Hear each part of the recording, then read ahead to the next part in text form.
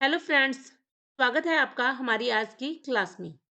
इससे पहले की वीडियोस में हमने दिल्ली सल्तनत के अंतर्गत 1206 ईस्वी से लेकर 1526 ईस्वी तक के इतिहास का अध्ययन किया, जिसमें हमने गुलाम वंश, खिलजी वंश, तुगलक वंश, सैयद वंश और लोधी वंशों ने शासन किया था, जिसमें अलाउद्दीन खिलजी ने दक्षिण भारत के अधिकतर हिस्सों को अपने अधीन कर लिया था और उसके बाद में जो शासक हुए थे वो दक्षिण भारत में उन्होंने इतनी दिलचस्पी नहीं दिखाई। तो परिणाम स्वरूप दक्षिण भारत में दो राज्यों विजयनगर और बहमनी साम्राज्य का उदय हुआ। कंपली राज्य ने मोहम्मद बिन तुगलक के दुश्मन बहाउद्दीन गुरशस्प को शरण दी थी, इसलिए मोहम्मद बिन तुगलक ने कंपली राज्य पर आक्रमण कर दिया और इसी आक्रमण के चलते उसने हरिहर और बुक्का दोनों को गिरफ्तार कर लिया और उसको कहाँ ले गए थे, वो दिल्ली ले गए थे।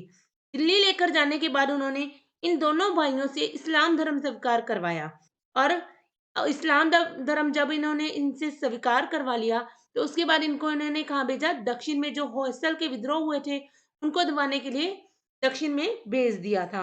और दक्षिण आने के बाद इन दोनों ने, जो उनका गुरु था गुरु माधव विद्यारण्य के संदिग्ध में, इस्लाम धर्म को त्याग दिया और पुनः हिंदू धर्म को अपना लिया था। हरिहर व बुक्का ने अपने गुरु माधव विद्यारण्य व उनके भाई की प्रेरणा से तुंगभद्रा नदी के किनारे पर, उसके तुंगभद्रा जो नदी थी उसके दक्षिणी किनारे पर विजयनगर जो साम्राज्य था उसकी स्थापना 1336 ईस्वी में की थी। यह मध्यकाल में स्थापित होने वाला प्रथम हिंदू राज्य था।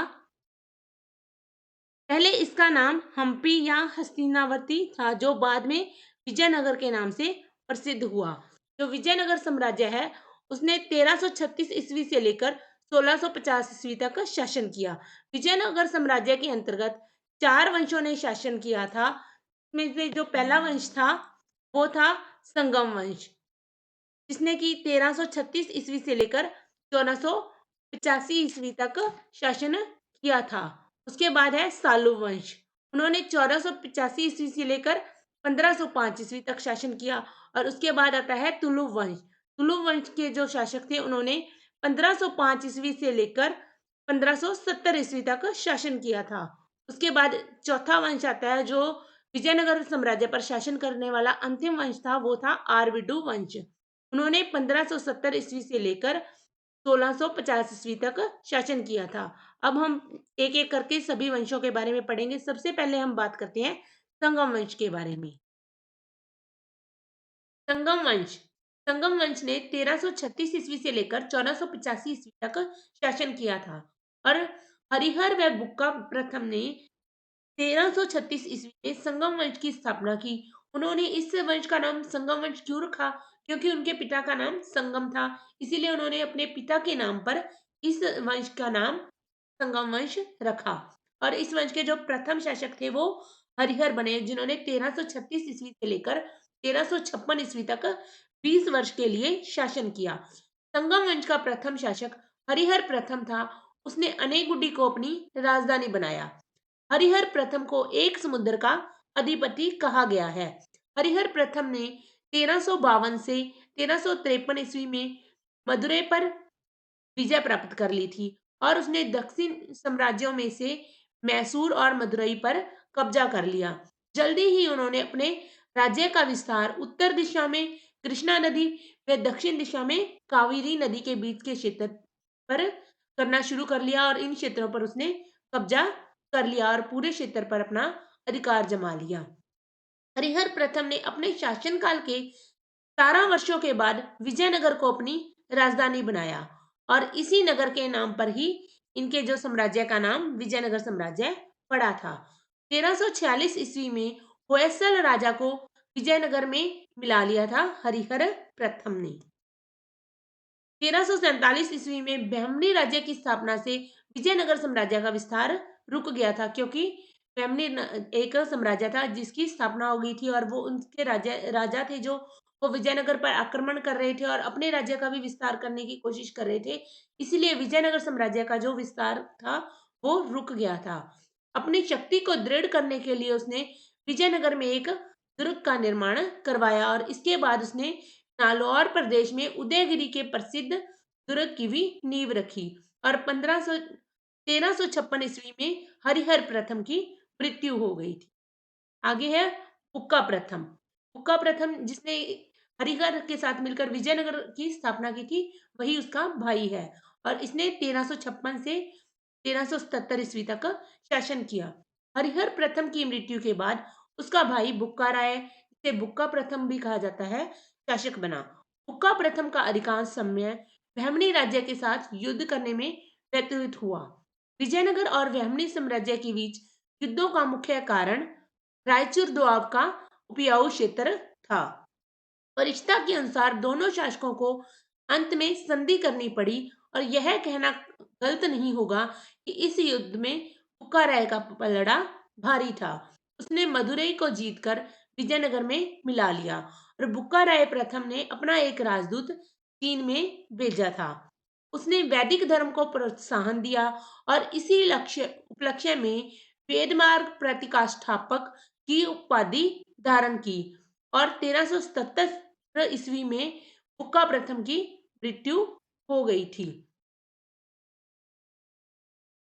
के बाद हरिहर द्वितीय शासक बना और उसने 1377 ईस्वी से लेकर 1404 ईस्वी तक शासन किया।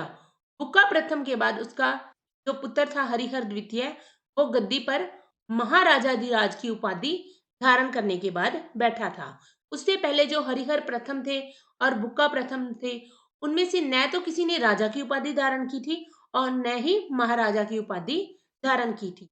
हरिहर द्वितीय ने अपने पुत्र विरूपाक्ष की सहायता से अनेक विद्रोहों का सफलतापूर्वक दमन किया और उसने बहमनी साम्राज्य की सुल्तानों के बहुत बड़े आक्रमणों को भी विफल कर दिया था और उन्हें पराजित कर दिया।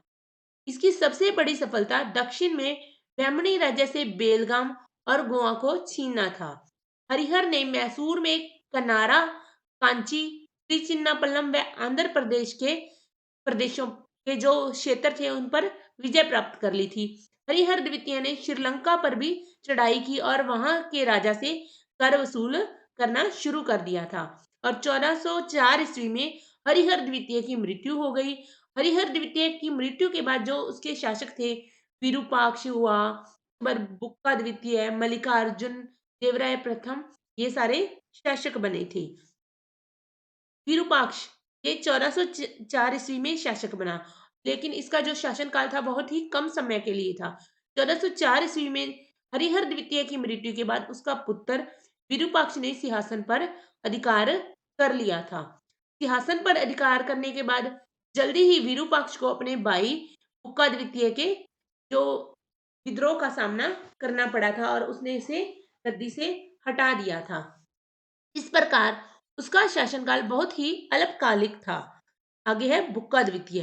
विरूपाक्ष के बाद बुक्का द्वितीय गद्दी पर बैठा, जो कि 1404 से 1406 ईस्वी तक शासक रहा।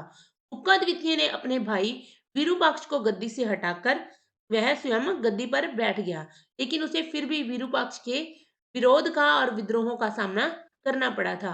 बुक्का द्वितीय था जो वो केवल 2 वर्ष के लिए ही शासन कर सका था। आगे है देवराय प्रथम। 1406 ईस्वी से 1422 ईस्वी तक इसने शासन किया था। हरिहर द्वितीय की मृत्यु के बाद उसके पुत्रों में सिंहासन के लिए युद्ध हुआ और 1 नवंबर 1406 ईस्वी में देवराय प्रथम था जो गद्दी पर बैठा और उसने 16 वर्षों तक शासन किया था।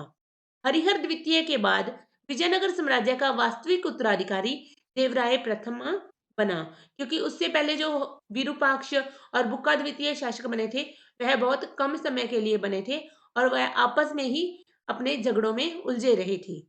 उसे अपने शासनकाल के दौरान बहमनी सुल्तान फिरोज शाह बहमनी के आक्रमण का सामना करना पड़ा था। फिरोज शाह बहमनी से पराजित हो गया था ये और उसके बाद उससे एक संधि कर ली थी और अपनी बेटी का विवाह फिरोज शाह से कर लिया था और उसे दहेज में बांकापुर का क्षेत्र प्रदान किया था। परंतु जल्दी ही देवराय प्रथम ने वारंगल की सहायता से फिरोज शाह को पराजित कर दिया था। आगे है, फिर उसने क्या किया था, देवराय प्रथम ने तुंगभद्रा नदी थी जो उसके किनारे पर बांध का निर्माण करवाया। बांध का निर्माण उसने क्यों करवाया था? ताकि पानी की कमी को पूरा किया जा सके और जो शहर थे वहां पर नहर द्वारा पानी लाया जा सके। इसके साथ साथ उसने हरिभद्र नदी के किनारे पर भी सिंचाई के लिए एक बांध का निर्माण करवाया था। देवराय प्रथम के शासनकाल में इटली का यात्री निकोलो कॉन्टी 1420 ईस्वी में विजयनगर आया था। देवराय प्रथम ने सर्वप्रथम 10,000 मुस्लिम मानव थे जो को सैनिकों को अपनी सेना में भर्ती किया, किंतु विजयनगर की सेना में सबसे अधिक मुसलमानों को किसने भर्ती किया था? वो था देवराय द्वितीय।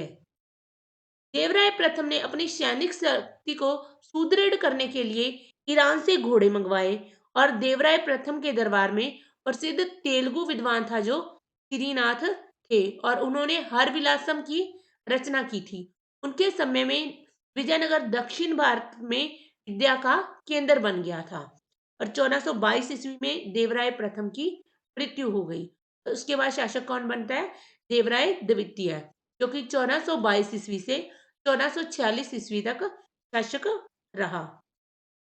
देवराय प्रथम के बाद उसका पुत्र रामचंद्र गद्दी पर बैठा, किंतु कुछ महीनों के बाद ही उसकी मृत्यु हो गई और रामचंद्र के बाद उसका भाई वीर विजय गद्दी पर बैठा, जबकि उसका जो शासनकाल था वो भी अल्पकालिक था।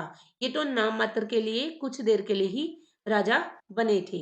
इसके बाद विजयनगर साम्राज्य का जो अगला शासक बना था वो वीर विजय का पुत्र देवराय द्वितीय बना था। देवराय द्वितीय संगम वंश का सबसे प्रतापी शासक था, जिसे कि प्रोड़ देवराय, इमांडी देवराय और गजबटेकर गजबेटकर कहा जाता था। गजबेटकर का अर्थ है कि हाथियों से युद्ध करने वाला या हाथियों पर विजय प्राप्त करने वाला, जो कि जनसाधारण में एक इंद्र देवता का अवतार माना जाता था।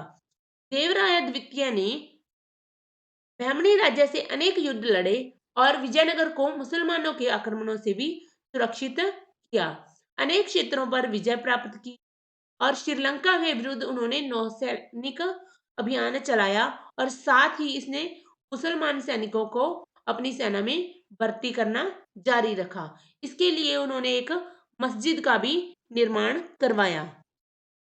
देवराय द्वितीय के समय में फारस का शासक शाहरुख था जो उसने अब्दुल रजाक को अपना राजदूत बनाकर देवराय द्वितीय के दरबार में भेजा।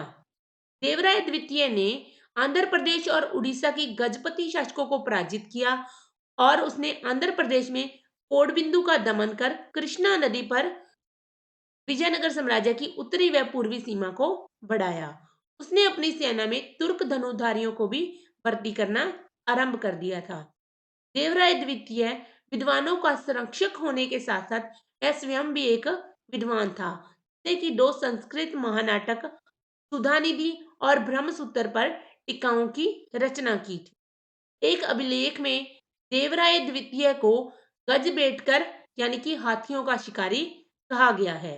वाणिज्य को नियमित व नियंत्रित करने के लिए उसने लक्ष्मण, जो कि उसका दाहिना हाथ था, को दक्षिण समुद्र का स्वामी बना दिया और विदेश व्यापार का जो भार था उसे सौंप दिया था।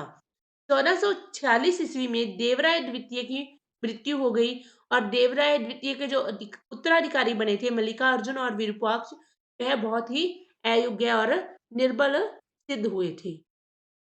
मल्लिकार्जुन मल्लिकार्जुन को प्रोड़ देवराय के नाम से जाना जाता था। वह अपने राज्य के सामंतों को अपने वश में रखने में असफल रहा। उसके समय में उड़ीसा और बहमनी के आक्रमणों में उड़ीसा ने कोडबिंदु और उदयगिरी के किले पर अधिकार कर लिया। तो उड़ीसा के गजपति शासकों ने बुरी तरह से हरा दिया था और कुछ समय के बाद चंद्रगिरी के नरसिंह सालुव ने उसको सिंहासन से, जो उसका सिंहासन था वो उससे छीन लिया था और और वह अपने इस अपमान को सह नहीं सका था। इसी कारण की मृत्यु हो गई थी 1465 ईस्वी में और जो नरसिंह सालुव था वो मल्लिकार्जुन का एक सामंत था। उसके बाद में विरूपाक्ष द्वितीय 1465 से 85 के मध्य शासक रहा। विरूपाक्ष द्वितीय था जो उस संगम वंश का अंतिम शासक था। अंत में विजयनगर के एक हिंदू सरदार ने 1485 ईस्वी में विरूपाक्ष की हत्या कर दी और संगम वंश का अंत कर दिया। और उसने के बाद क्या हुआ था? सालू वंश का उदय हो गया था और सालू वंश ने 1485 से 1505 ईस्वी तक शासन किया। सालू वंश का संस्थापक सालू नरसिंह था। उसके शासनकाल के 6 वर्षों में वह केवल अपने आंतरिक विद्रोहों को समाप्त करने का ही प्रयत्न करता रहा। उसने उन सभी शासकों को नीचा दिखाया जो उसकी सत्ता को मानने के लिए तैयार नहीं थे। उड़ीसा की गजपति शासक पुरुषोत्तम ने सालुम नरसिंह को पराजित कर दिया और बंदी बना लिया और साथ ही उदयगिरि के किले पर भी उसने कब्जा कर लिया था। जो सालुम नरसिंह था, उसके दो पुत्र थे, तिम्मा और इमांडी नरसिंह। नरसिंह की मृत्यु के बाद उसका बड़ा पुत्र तिम्मा अल्पकाल के लिए ही शासक बना। उसके बाद जो इमांडी नरसिंह था, वह शासक बना। इमांडी नरसिंह के शासनकाल में सारी शक्तियां उसके जो सेनापति था नरसा नायक, उसी के पास थी। इमांडी नरसिंह को नरसा नायक ने पेनकोंडा के जो एक किला बना हुआ था वहां पे उसने कैद कर लिया और 1505 ईस्वी में नरसा नायक के पुत्र वीर नरसिंह ने इमांडी नरसिंह की हत्या कर दी और तुलु वंश की स्थापना कर दी थी। आगे हम करते हैं तुलु वंश, जो कि 1505 ईस्वी से 1570 ईस्वी तक रहा। तुलु वंश की स्थापना वीर नरसिंह ने 1505 ईस्वी में की थी। नरसिंह का पूरा शासनकाल आंतरिक विद्रोहों व आक्रमणों से प्रभावित था और 1509 ईस्वी में वीर नरसिंह की मृत्यु हो गई और उसके बाद कृष्ण देव राय था जो वो शासक बना, जिसने 1509 ईस्वी से 1529 ईस्वी तक शासन किया था। कृष्ण देव राय तुलु वंश का एक महान शासक था। वह 8 अगस्त 1509 ईस्वी में शासक बना। वह वीर नरसिंह का छोटा भाई था, जिसने कि तुलु वंश की स्थापना की थी। वीर नरसिंह उसका ही छोटा भाई था कृष्ण देव राय। कृष्ण देव राय को आंध्र भोज के नाम से भी जाना जाता है। उसने 1509 से 1529 ईस्वी के अपने शासनकाल में विजयनगर को विशाल और गौरवपूर्ण साम्राज्य बना दिया था। कृष्णदेव राय ने 1509 से 1510 ईस्वी में बिदर के सुल्तान महमूद को अदौनी के निकट पराजित कर दिया था और 1512 ईस्वी में कृष्णदेव राय ने बीजापुर के शासक यूसुफ आदिल खान को हराकर रायचूर पर अधिकार कर लिया और बाद में जो गुलबर्गा का किला था उस पर भी अधिकार कर लिया था। 1513 ईस्वी से 1518 ईस्वी के बीच उसने उड़ीसा के गजपति शासक प्रताप रुद्रदेव से कम 4 बार युद्ध किया और उसे हर बार युद्ध में पराजित कर दिया था और 4 बार के इस युद्ध में पराजय की निराशा से प्रताप रुद्रदेव ने वो कृष्ण देव राय से प्रार्थना संधि कर ली और अपनी पुत्री का विवाह था जो कृष्ण देव राय से कर दिया। मार्च 1520 ईस्वी में कृष्ण देव राय को विजयनगर के शासक इस्माइल आदिल शाह ने पुणे से जूझना पड़ा क्योंकि वह रायचूर दोआब का क्षेत्र उससे वापस छीनने का प्रयत्न कर रहा था।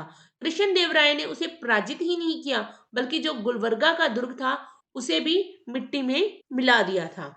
1520 ईस्वी तक कृष्ण देव राय ने अपने जो सभी शत्रु थे उनको पराजित कर अपने प्रक्रम का परिचय दे दिया था और कृष्ण देव राय को बाबर ने अपनी जो उसकी पुस्तक थी तुजु के बाबरी में भारत का सबसे महान शासक बताया था। अरब और फारस में होने वाले घोड़ों के व्यापार जिस पर पुर्तगालियों को पूर्ण अधिकार था को बिना रुकावट के चलाने के लिए उसने पुर्तगाली शासक अल्बुकर्क से मित्रता करनी पड़ी थी। कृष्ण देव राय के शासनकाल में पुर्तगाली यात्री डोमिगोस फायस बारबोसा थे जो विजयनगर आए थे। उसने तेलुगु में अमुक्त माल्याद और संस्कृत में जाम्बवती कल्याणम की रचना की।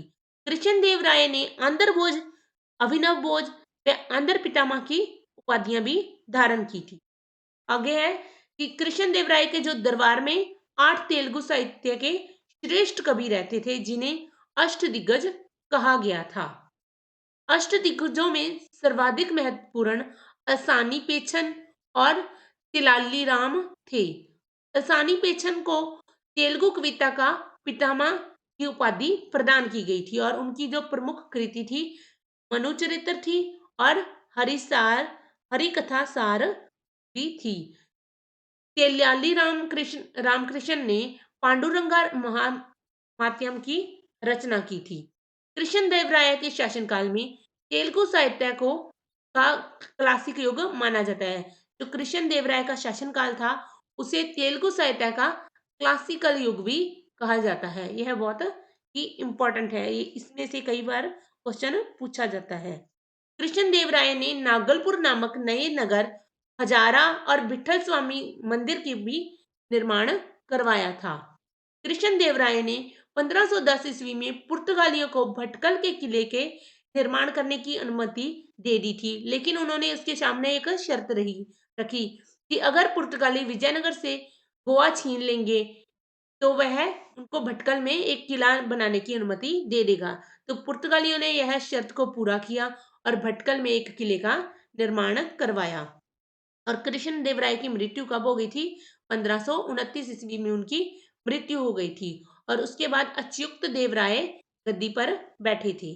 कृष्णदेवराय ने अपना उत्तराधिकारी अपने चचेरे भाई अच्युत देवराय को नियुक्त किया था। क्यों किया था? क्योंकि कृष्णदेवराय का एकमात्र ही पुत्र था जो केवल 18 महीने का ही था। किंतु कृष्णदेवराय का जो जमाता था राम राय, उसको यह बात पसंद नहीं आई। वह अपने साले सदाशिव राय को, जो कि कृष्णदेवराय का पुत्र था, को ही राजा बनाना चाहता था। अच्युत देव राय ने राजा राम राय के इन प्रयासों को विफल करने के लिए कि अपना जो राज्याभिषेक था 2 बार करवाया था और अलग-अलग स्थानों पर करवाया था। पहला तो उसने तिरुपति में करवाया और उसके बाद उसने कालाहस्ती में भी अपना राज्याभिषेक करवाया था। और इसके शासनकाल में पुर्तगाली यात्री था जो नुनीज, वो विजयनगर आया था। और अच्युत देव राय के बाद उसका पुत्र वेंकट गद्दी पर बैठा। उसका शासनकाल केवल 9 महीने का ही था। सदाशिव राय, जो कि कृष्णदेव राय का पुत्र था, वह 1542 ईस्वी से 1570 ईस्वी तक शासक किया था उसने। वेंकट के बाद अच्युत देव राय का भतीजा सदाशिव राय गद्दी पर बैठा। उसका सेनापति राम राय था। राम राय ने जो शासन की उसके साम्राज्य की शक्तियां थी उनको अपने हाथों में ले लिया और राम राय एक साम्राज्यवादी सेनापति था। उसने बहमनी साम्राज्य के 5 राज्यों बीजापुर, बरार, अहमदनगर, बीदर व गोलकुंडा में फूट डालने की कोशिश की, परंतु इसके परिणाम उससे विपरीत निकले। बहमनी साम्राज्य के जो 5 राज्यों में से बरार को छोड़कर बाकी चारों ने मिलकर 1565 ईस्वी में विजयनगर पर आक्रमण कर दिया और इस युद्ध को तालीकोटा का युद्ध कहा जाता है। इस युद्ध में सेनापति राम राय मारा गया। तो जो सदाशिव राय था उसने तिरुमल को अपना सेनापति बना लिया, जिसके बाद उसने सदाशिव राय की हत्या कर दी थी। किसने? तिरुमल ने। और एक नए वंश आर्विडु वंश की स्थापना कर दी। आर्विडु वंश, यह इसका शासनकाल 1570 ईस्वी से 1614 ईस्वी तक था। मुस्लिम शासकों ने विजयनगर साम्राज्य के काफी भागों पर अधिकार कर लिया था और शेष भाग पर राम राय के भाई तिरुमल ने कब्जा कर लिया। कब किया था उन्होंने? 1570 ईस्वी में। और उन्होंने आर्विडु वंश की स्थापना की। पेनुकोंडा इस वंश की राजधानी थी। इस वंश के जो शासक थे वेंकट द्वितीय ने चादुरगिरी को अपनी राजधानी बनाया और इस वंश का जो अंतिम शासक था वो श्रीरंग तृतीय था। इस वंश के सभी शासक अयोग्य व निर्बल साबित हुए, जो कि विजयनगर को नष्ट होने से नहीं बचा सके। प्रांतीय गवर्नर स्वतंत्र हो गए और कुछ इलाके बीजापुर, गोलकुंडा के कब्जे में चले गए। तंजौर, मैसूर, मदुरई स्वतंत्र राज्यों का निर्माण हुआ और विजयनगर साम्राज्य का पतन हो गया था। आगे है विजयनगर साम्राज्य का प्रशासन। केंद्रीय व्यवस्था। विजयनगर साम्राज्य की शासन की प्रमुख जो व्यवस्था थी वो थी राजतंत्रात्मक थी। शासक का मुख्य जो होता था शासन का, वो कौन होता था? राजा होता था। विजयनगर का प्रशासन केंद्रोन्मुखी प्रशासन था। जो राजा थे वो राय की उपाधि धारण करते थे और अपने आप को ईश्वर का स्वरूप मानते थे। राजा का चयन करने में उसके मंत्री और नायकों की जो भूमिका थी बहुत ही महत्वपूर्ण थी। लेकिन यह जो चुनाव करते थे वो राजा के परिवार में से ही होता था और राजा की सहायता के लिए 2 परिषदें थी। एक तो राजा परिषद, दूसरी मंत्री परिषद। राजा परिषद था उसका स्वरूप व्यापक था। इसी की सलाह पर नीतियां, स्थिति व औपचारिक कार्यों का जो लेखा जोखा किया जाता था। आगे है मंत्री परिषद। इसका स्वरूप छोटा था और इसमें 20 सदस्य होते थे। इसमें प्रधानमंत्री, उपमंत्री और अन्य विभागों के सदस्य और उनके सदस्यों में विद्वान, राजनीति में निपुण 50 से 70 वर्ष की आयु के सदस्य होते थे और इनका अध्यक्ष होता था जो प्रधानमंत्री होता था, जिसे महाप्रधानी कहा जाता था। राजा के बाद का जो सबसे महत्वपूर्ण स्थान था वो युवराज का था और युवराज के बाद का स्थान प्रधानमंत्री का होता था। प्रांतीय प्रशासन। विजयनगर साम्राज्य के को प्रांतों में बांटा गया था। प्रांतों को कोट्टम, जिन्हें की जिला कहा जाता है, में बांटा गया था और प्रांतों के अध्यक्ष को प्रांतपति कहा जाता था, जो कि एक शक्तिशाली व्यक्ति होता था। और कोट्टम का विभाजन थलनगर यानी कि तहसील में किया गया था। नाडू का विभाजन 50 गांवों के समूह में किया गया था और जो 50 गांवों का समूह होता था उसे क्या कहते थे? मेलग्राम। और मेलग्राम का विभाजन गांव में होता था। गांव के शासन की सबसे छोटी इकाई थी। जो गांव होता था उनके शासन की सबसे छोटी इकाई थी और शासन जो ग्राम का शासन चलाता था वो ग्राम पंचायत द्वारा ही चलाया जाता था। आगे है नायंकार व्यवस्था। विजयनगर साम्राज्य की एक विशिष्ट व्यवस्था नायंकार व्यवस्था थी। नायक, अमरनायक या नायकार अमर अमरम भूमि से भू राजस्व वसूल करते थे। वह एक सैन्य टुकड़ी रखता था, उससे संबंधित भूमि का प्रशासन भी वही देखते थे। सैन्य व्यवस्था। राज्य में सेना का उत्तम प्रबंध था, जिसमें संभवतः जल सेना व तोप सेना शामिल थी। घुड़सवार सेना का प्रमुख अंग थे। पुर्तगाली जो थे और अरबों से घोड़े खरीदे जाते थे। राज्य में 200 से अधिक भी सामंतों की संख्या थी, जो कि आवश्यकता पड़ने पर राजा की सहायता के लिए तैयार रहते थे। आगे है न्याय व्यवस्था। राज्य की न्याय व्यवस्था सुसंगठित थी। न्याय हेतु राज्य में कई न्यायालय थे। राजा अपने राज्य का सर्वोच्च न्यायाधीश था। हिंदू शास्त्रों के अनुसार ही न्याय किया जाता था। जो दंड विधान था वो कठोर था। मृत्युदंड, अंगभंग, जुर्माना आदि दंड दिए जाते थे। आगे है भू राजस्व। राज्य की आय का प्रमुख स्रोत भू राजस्व था, जिसे शिष्ट कहा जाता था। भू राजस्व भूमि की उपज के आधार पर निर्धारित किया जाता था, जो सामान्यतः 1/3 या 1/4 के बीच होता था। सदाशिव राय ने अपने काल में नाइयों को व्यवसायिक कर से मुक्त कर दिया था। हाँ तो फ्रेंड्स, आज हमने विजयनगर साम्राज्य के बारे में अच्छे से पढ़ लिया है और इसके बारे में अच्छे से जानकारी प्राप्त कर ली है। आगे आने वाली वीडियो में हम विजयनगर साम्राज्य से संबंधित एमसीक्यूज लेकर आएंगे।